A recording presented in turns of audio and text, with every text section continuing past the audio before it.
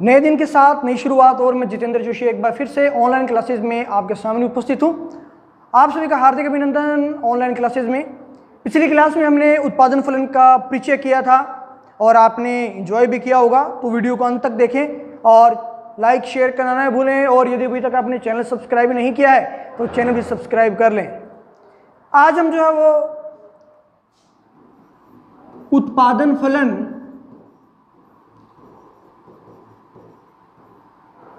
का परिचय हम पिछली क्लास में कर चुके थे।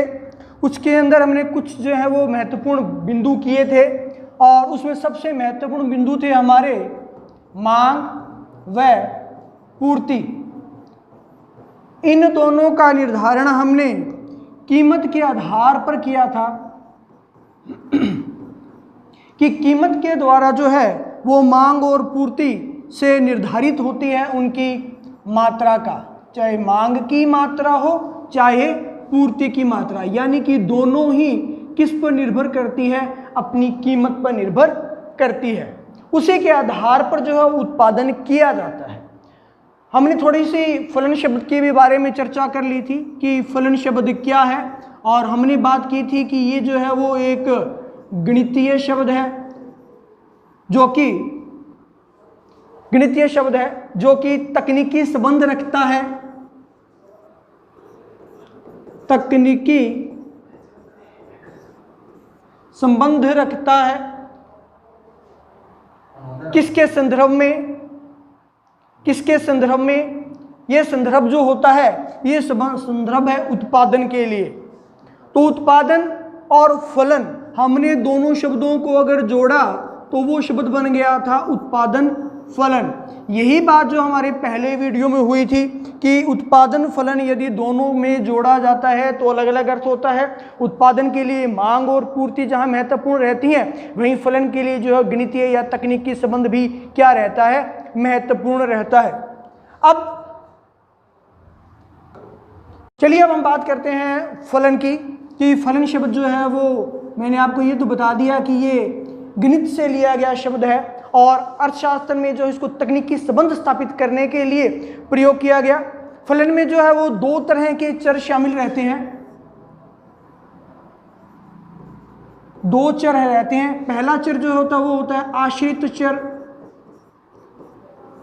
और दूसरा रहता है स्वतंत्र चर। चर का क्या है? अगर आपने कक्षा 11 में सांख्यिकी में हमने चर शब्द का अध्ययन किया था, तो चर शब्द वो है जिनमें लगातार बदलाव होते रहते हैं, लेकिन एक स्थिति के अनुसार, बहुत ज़्यादा ऊंच नीच नहीं रहती है। उनमें जो एक ही फ्रीक्वेंसी से चेंजेस होंगे वो क्या कहलाते हैं, चर कहलाते हैं। तो फलन में जो है दो चर रहते हैं, एक चर रहता है स्वतंत्र और दूसरा चर रहता है आश्रित।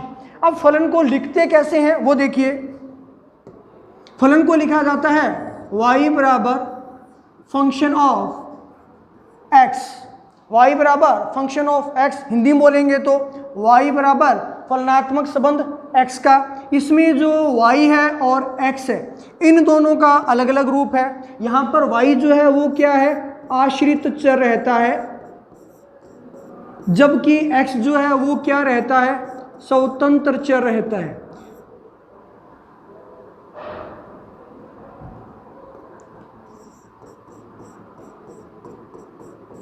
स्वतंत्र चर रहता है।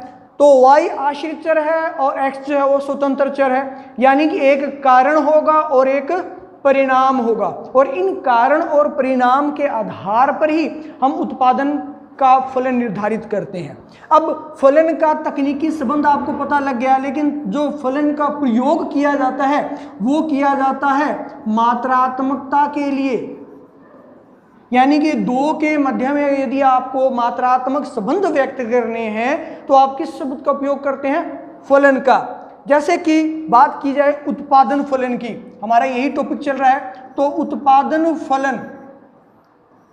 फलन में मात्रात्मक संबंध। अब अगर आप मान लीजिए कपड़े का उत्पादन करते हैं तो उसके लिए आप में जो है वो आपके लिए क्या रहेगा, मात्रात्मक जो संबंध है वो क्या रहेंगे। देखिए पहले रहेगा हमारी भूमि जहां हमें फैक्ट्री लगानी है, दूसरी हमारी रहेगी मशीनरी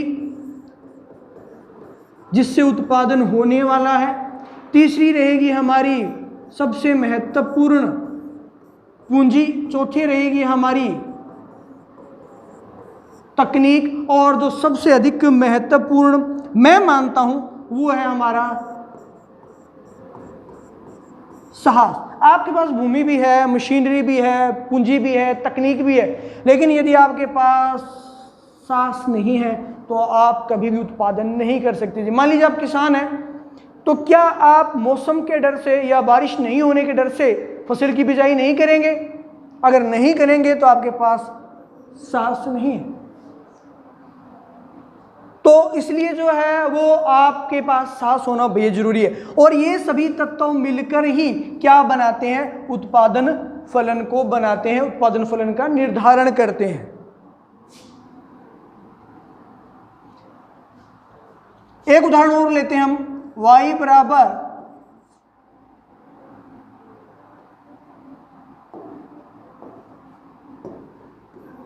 फंक्शन ऑफ एल के पी ओ।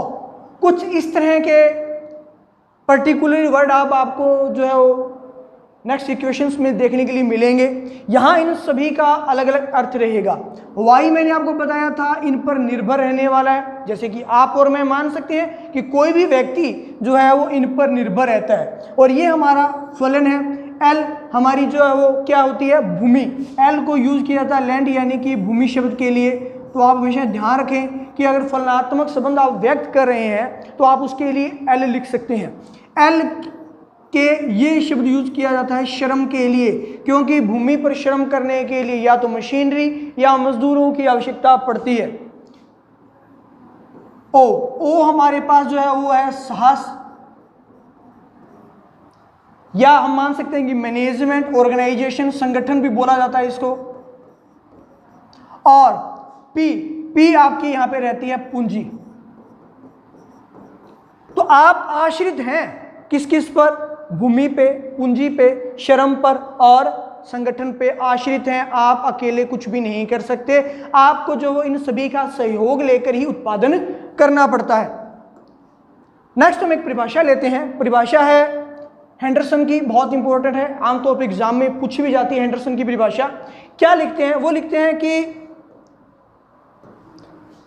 उत्पादन फलन एक अभियंत्रिकी संकल्पना है। देखिए मैंने आपको बोला तकनीकी शब्द उपयोग किया, ये अभियंत्रिकी संकल्पना है, क्योंकि आप यहाँ मशीनरी को उपयोग कर रहे हैं, तकनीक का प्रयोग कर रहे हैं, जो उत्पादन के साधन की सहायता से, उत्पादन के साधनों की सहायता से उत्पादन के बीच विद्यमान तकनीकी व मात्रात्मक संबंध को क्या करता है?